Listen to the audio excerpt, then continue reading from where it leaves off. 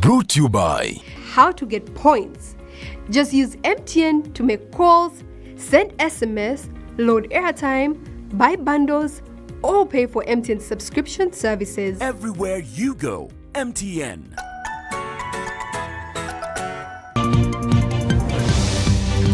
In our top stories tonight, Elim Pentecostal Fellowship gets a new bishop.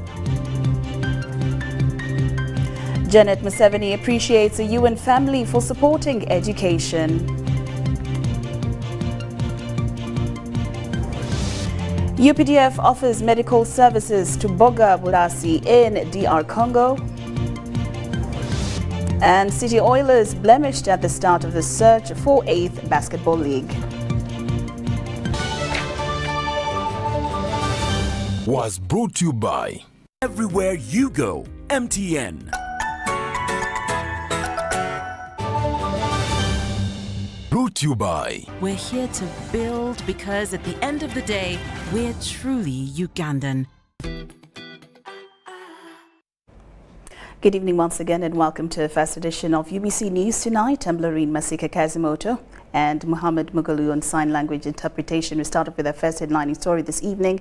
President Museveni has urged churches in Uganda to continue being agents of a positive change in society. He said they should mobilize the community to actively participate in programs that help in solving common problems affecting their well-being. We have the story.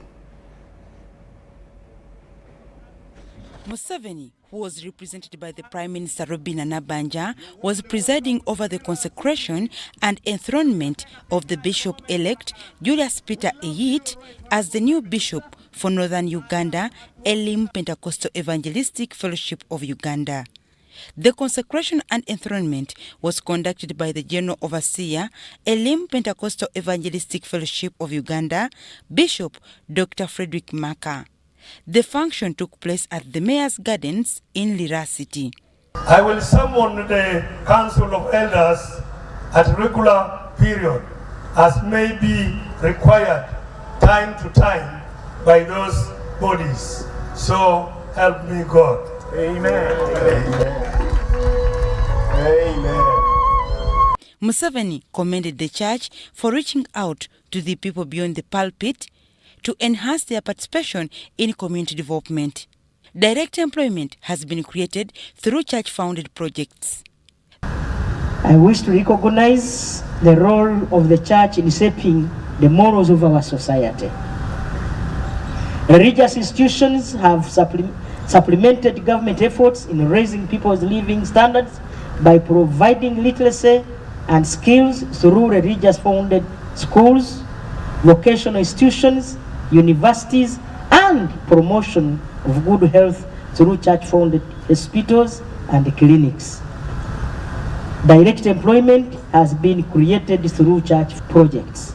The president congratulated the new bishop upon achieving this great milestone. He said this marks a new chapter that will bring increased prosperity and socio-economic transformation by Elim Pentecostal Church in northern Uganda. As it has been the tradition, the president donated a brand new car to Bishop Julius Peter Eyit. In the name of the Father, the Son, and the Holy Spirit.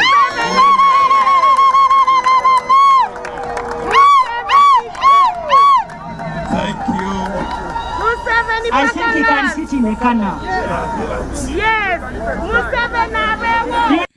Museveni said the invitation to celebrate with the church this occasion was a demonstration of a cordial working relationship existing between Elim Pentecostal Church and the state. The Prime Minister also made a donation of 10 million shillings towards the completion of the multi-million church construction project. The National General Overseer of the Elim Pentecostal Church, Bishop Dr. Frederick Maka, spoke highly about the newly consecrated bishop for northern Uganda. He urged the followers in the Elim Pentecostal Church to explore his vast pastoral experience to spur development in the area. A man I found in ministry when I came to the national office in 2006. I came in as the general secretary and he was the national treasurer. but he had served the Lord for many years, even more years than I had served myself. And I'm so honored and so humbled to be part of this day and to serve as the ministerial branch over this consecration. The Elim Pentecostals have over 1,100 churches in Uganda and over 220,000 followers. The consecration was attended by, among others, the Minister of Health, Dr. Ruth Acheng, members of Parliament from Lango sub-region, and a cross-section of leaders from the respective religious denominations in Uganda. Now, the First Lady and Minister of Education and Sports, Mrs. Janet Museveni, has appreciated the working relationship between the UN family in Uganda and the education sector over the years. She said the Education Ministry works very closely with all the UN agencies in the country and described the relationship as very good, healthy and full of cooperation and trust. She particularly commended them for being very helpful and supporting the safe and successful reopening of the education institutions after 2 years of closure owing to the COVID-19 pandemic. The First Lady was meeting the new United Nations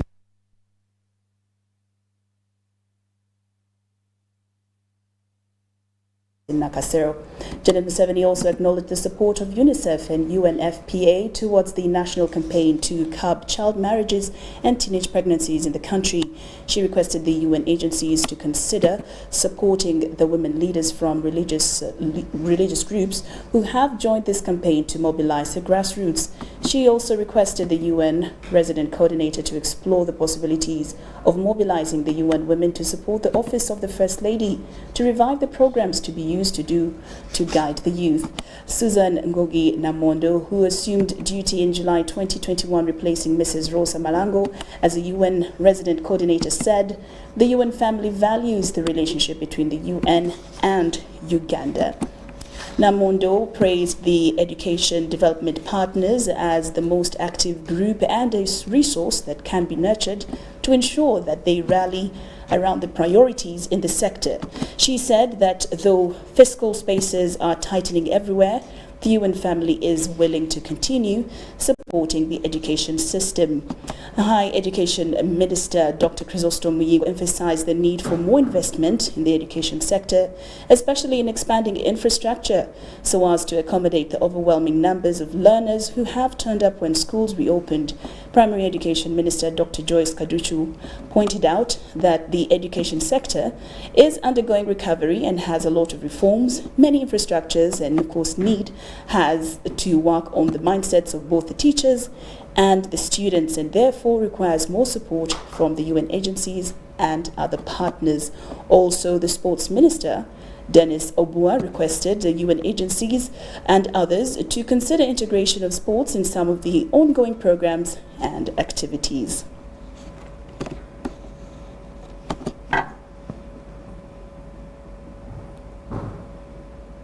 Now, government has committed to support financial technologies through building reliable internet infrastructure for financial inclusion. Minister of State for ICT, Joyce Nabosa Sebugwao, while releasing the FinTech Ecosystem Report of 2021, reiterated on the importance of financial technologies in implementing the National Development Plan 3. We have the details.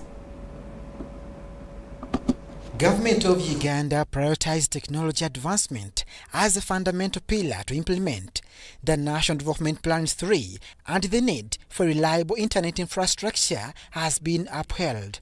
Contribution that fintechs across the different sectors are making on the National Development Plan, especially in promoting financial inclusion, building local innovations, attracting investment. The report by Financial Technology Service Providers Association indicates an appreciation of financial technologies in sectors of banking operations, digital lending and microcredit, payments and digital wallets. So new markets are evolving. There's the regular markets like the Uganda economy, but there's upcoming markets that we're not tapping into, like the regions, the DRC, the South Sudans. We're going in and we're doing trade. but how many fintechs are actually thinking of going in those markets? Limited capital to support new financial technologies and uncoordinated regulations are affecting the operations of financial technologies. There is demand. It's just we need to understand why we are not attracting as much funding as we can for capital.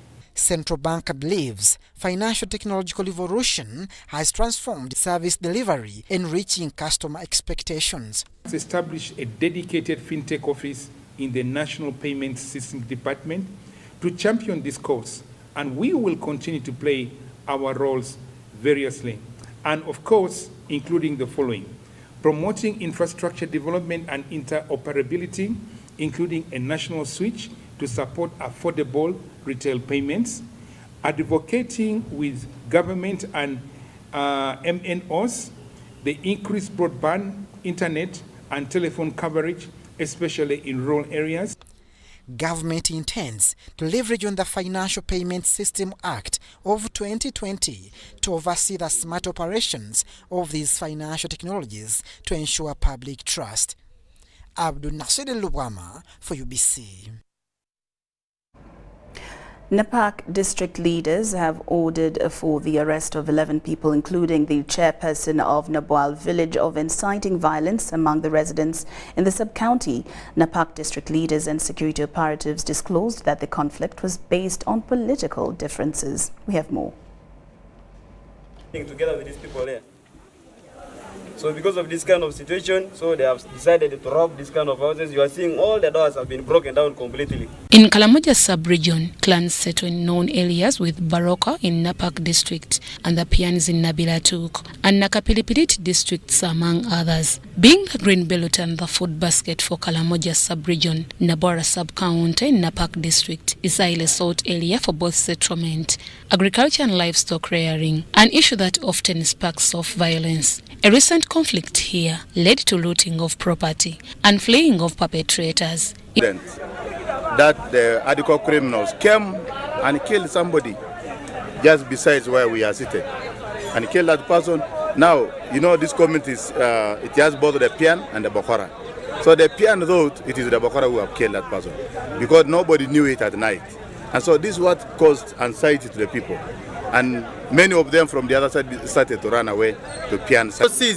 Were misleading my people, so people are migrating, living in Nabual sub-county, running to the other side of Nabilatuk. It is alleged that the leaders from Nabilatuk failed the conflict through sending trucks that delivered plans to Nabilatuk. This led to many people running away from their villages. West, when now they began carrying people with vehicles, so that created fear, and then looting occurred within the place here. So the houses of the Bokora, they were looted. To send vehicles to come and ferry people to take them to Nabratu. A total dividing. That was very dangerous. Napak district leaders led by RDC, Wamoto Kigai, the district chairperson John Paul Codet, the vice chairperson Priska Loyoro, UPDF is 403 brigade commander in Matana, Kano Peter Akankunda Navasa. Local leaders, among others, campaigned in the area to resolve the conflict. Especially the Bokora, the Pian was staying in Nabual. You must accept that you are from Nabual and you are the people of Napak. District leaders warned those fueling the conflicts in Kalamoja, especially the suspected 11 people that allegedly fueled the disputes. Politicians who are dividing people will be arrested. So we had a chairman LOC1 of this place. When he reports here, arrest the rest of LOC1 chairpersons who are here, the LOC2, the honorable councillors. We must ensure that our people stay in harmony. Civil servants who had run away from the duty stations and some residents who had left their homes were urged to come back as insecurity has now improved. We have done enough deployment, and I have directed that the teachers must come back and continue teaching Ugandan children. The health workers must come back. Nurses who have run away, by tomorrow evening, if they have not reported on their duty, arrest. Residents were also advised against moving their arrows and bows in the trading centers. Deborah Namamonde, Maureen Iga, UBC News. So what they decided to do was to come and break it from here. They even used Thank you, Deborah Namamonde, for that report. Now, in a move aimed at drumming up support for the Operation Shuja, joint military operation against the Allied Democratic Forces in North Kivu and ITURI in Eastern Democratic Republic of Congo, the Uganda People's Defense Forces medics have conducted a medical outreach for both Congolese communities and the military forces to strengthen the civil-military relations in the operation area. Conflict in the Eastern Democratic Republic of Congo have consistently damaged the country's ability to improve its healthcare facilities for years. We are really helping the people around with most of our common conditions around. We are managing mostly public-related health issues. Yeah. Uganda People's Defense Forces medics have now embarked on offering free medical services to communities in North Kivu and Ituri area, where it's currently flushing out the Allied Democratic Forces fighters. As we moved in DRC, we have a big force, so we came basically to give medical attention to our forces, and where there's a community around, the civilians around, we also give them also medical assistance and services we provide. Really lacks health facilities. Most of them have been burnt down, so really we are helping mostly children and mothers. UPDF medical team treatment of patients in Eastern Congo is meant to cement relationship between the defense forces and Congolese communities. Tulikuwa nateseka sana sio maneno ya vita, kila siku kukimbia. Omo kwanza sasa gizi mnakuya kwanza tuko bia baya fika tena. Hali hapa tulisi namona to ya vita vikali sana. Sole ya kona na tunalala ovyo kupori. Sasa sanye wasikari wanafika ndio tunaanzia lala kunyumba. The medical clinics have brought a smile and joy to the Congolese in areas of Chabi, Brasi and Boga, which currently have no health facilities. Today we can have around 50 to 60 per day. Those are civilians. Yeah, those are serious cases, but these normal cases, sometimes we go to 80. It kind of becomes overwhelming. So we try to divide ourselves into 3 teams, that at least to break down to avoid overcrowding around, as usual for security purposes. Mothers who come for delivery cases, normal deliveries we do, and then the abnormal ones, usually they move as far as Oicha. Oicha is somewhere a little bit ahead, some good kilometers, around 50 kilometers they go. But normal deliveries, and we handle them there and then. And yeah, we are doing well. Captain Dr. Daniel Okello says they handle patients with different complications on daily basis. The medical exercise has drawn away reasonable numbers with serious complications.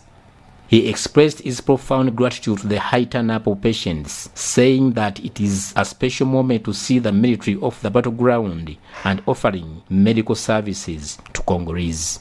Collaboration, the 2 countries, when they come up and they think of put some health facilities, then I think they can go ahead. But currently, what I'm sure of, which is going to happen within the shortest time, actually this coming week, what I'm sure of are the tents. We are going to put tents, medical tents in all those places. Haruna Motesasira reporting for UBC News in Congo.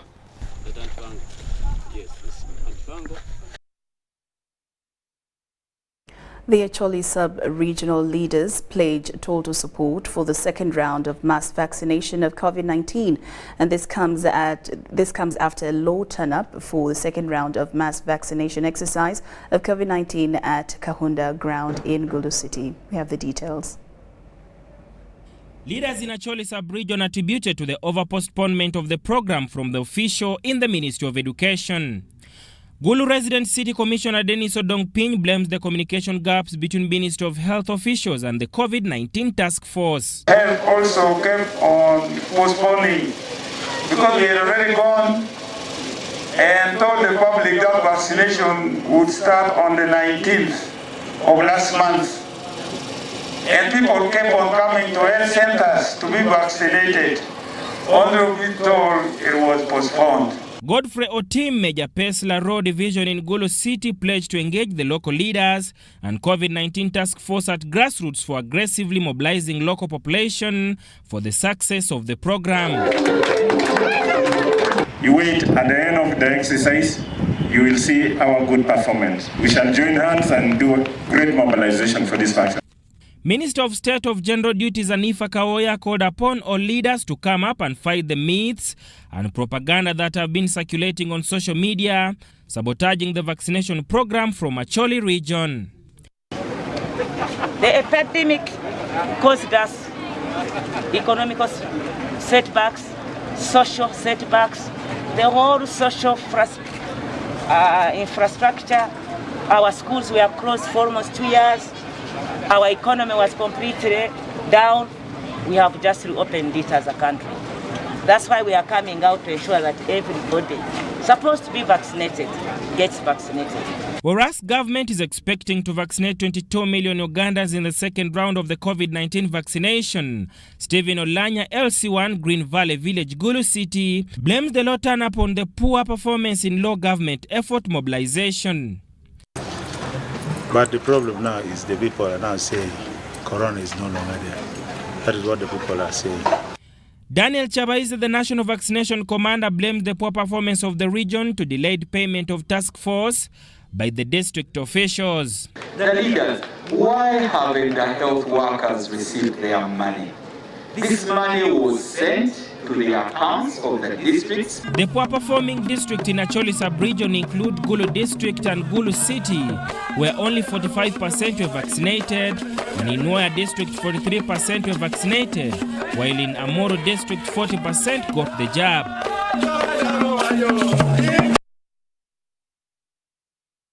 UBC News Tonight takes a very short break, but return with business stories. Don't move.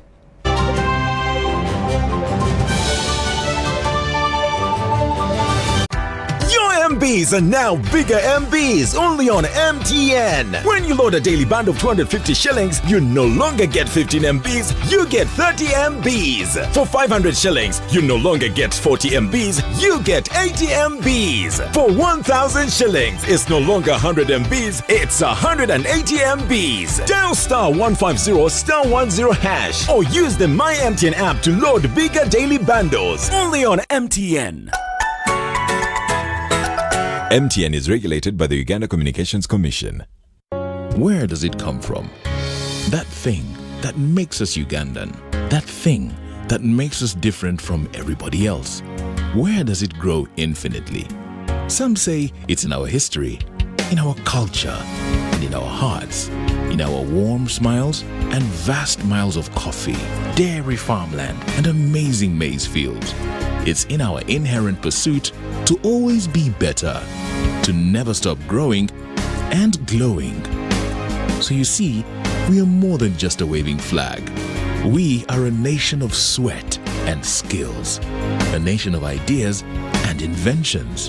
But what truly makes us Ugandan is our quest to improve the quality of life for Ugandans by creating sustainable jobs, businesses, and improving household incomes. That's what makes us Uganda Development Bank. Uganda Development Bank, inspiring development. There have always been hard times, but these days are harder than most. Everyone is hurting. Everyone needs help. But some among us are asking the question, what if we didn't have to go through life's hardest moments alone? What if we were in it together? And just by asking that question, he changed my son's life. He created an online crowdfunding platform for Ugandans to help raise money for each other. Thank you, Nixon, for helping me. This is a story of a regular Ugandan just like you, who harnessed the power of technology to provide a solution for us. How about you tell us your story? UG needs more of you. To share your story, visit airtel.co.ug/UG needs more of you or call or SMS 162. Airtel, the smartphone network.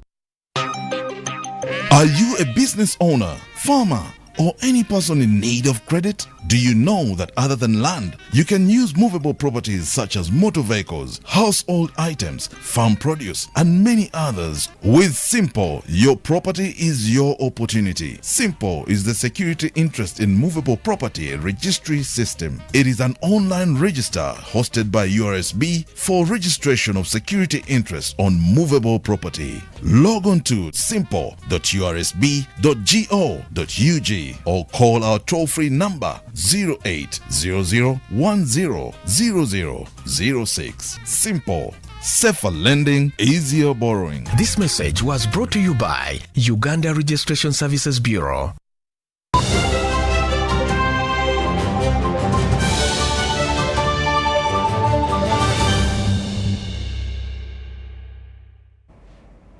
Welcome back from that break. And now taking a look at the business scene, the Uganda Tourism Board, together with the Embassy of Ireland, have launched an initiative geared at bringing awareness of Uganda's tourist attractions to the global scene.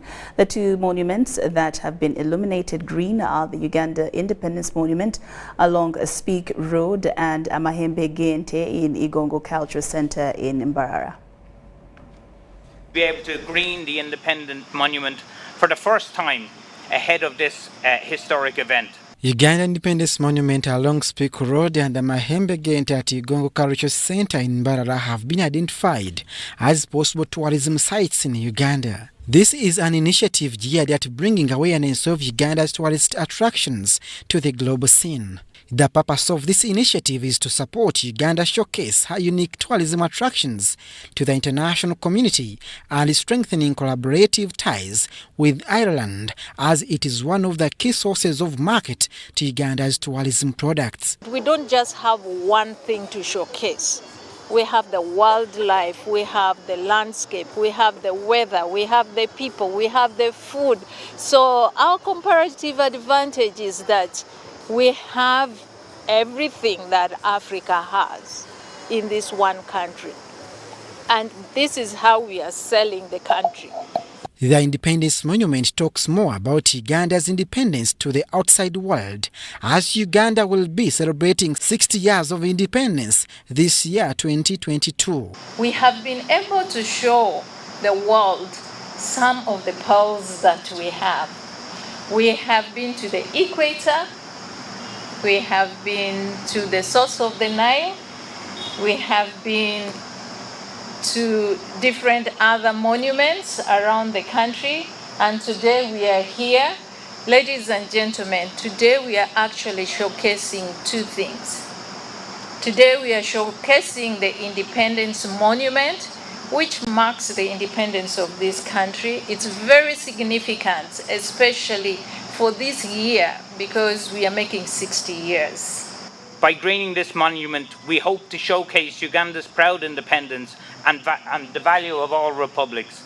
We hope to be able to show to our Irish community here in Uganda, but also overseas, the beauty of Uganda, and as the CEO said, of the pearls that it has. Abdul Nasir Luwema and Isamba Juma for UBC News.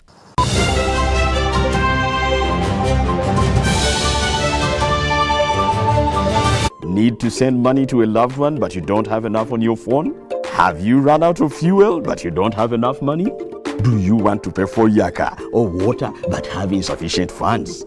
Or do you want to shop but you don't have enough money? Don't worry, get away with MTN Momo Advance. Momo Advance tops up your Momo to complete your transactions. Dial *165*5*3# to apply. MTN Momo Advance is always available when you need it. Government of Uganda, through the Uganda Bureau of Statistics (UBOS), is undertaking nationwide census mapping aimed at providing an up-to-date list of enumeration areas and administrative units in the country ahead of the National Population and Housing Census of 2023. The UBOS field teams will be using Global Positioning Systems (GPS) for mapping all administrative infrastructure, households and other facilities such as hotels, schools, hospitals and water sources to facilitate production production of the updated LC1 parish, sub-county and district area maps showing all the physical features and social amenities. The census mapping will further aid development of a countrywide data for information systems as a pillar for effective implementation of the parish development model. This is to appeal to the entire government leadership, all stakeholders and the general public to support the field teams that will be deployed across the country. Announced by Dr. Chris Ndatira Muchiza, the Executive Director and Chief Statistician. For further clarifications, please contact the Office of the Executive Director on 0755 342 128. Start the year off with My Airtel 4G smartphone. You get to enjoy free 1 GB data valid for a month and 100% bonus data every month for 3 months at only 250,000 Uganda shillings. This includes free data spread over 3 months worth 86,500 Uganda shillings, making the effective price of the 4G phone 163,500 Uganda shillings only. Visit the nearest Airtel shop and get one today. Airtel, the smartphone network.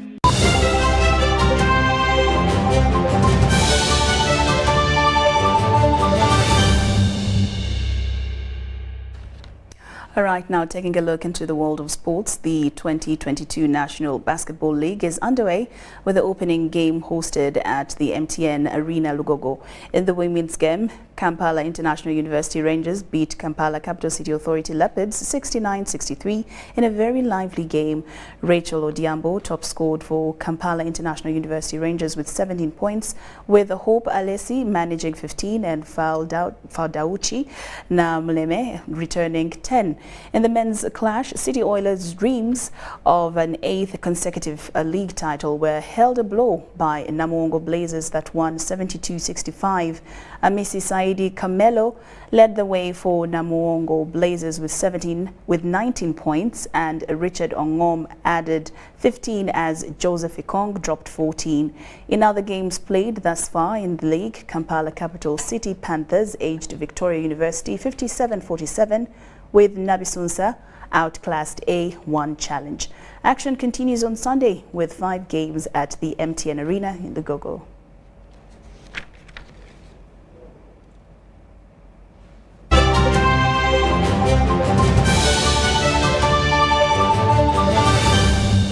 Brought to you by. We're here to build because at the end of the day, we're truly Ugandan.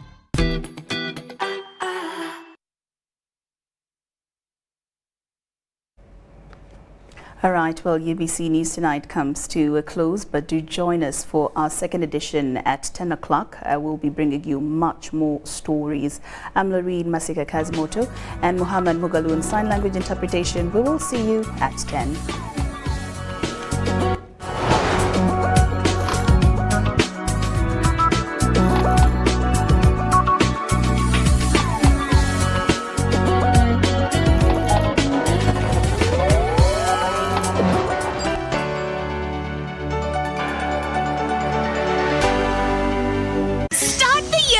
With My Airtel 4G smartphone. You get to enjoy free 1 GB data valid for a month and 100% bonus data every month for 3 months at only 250,000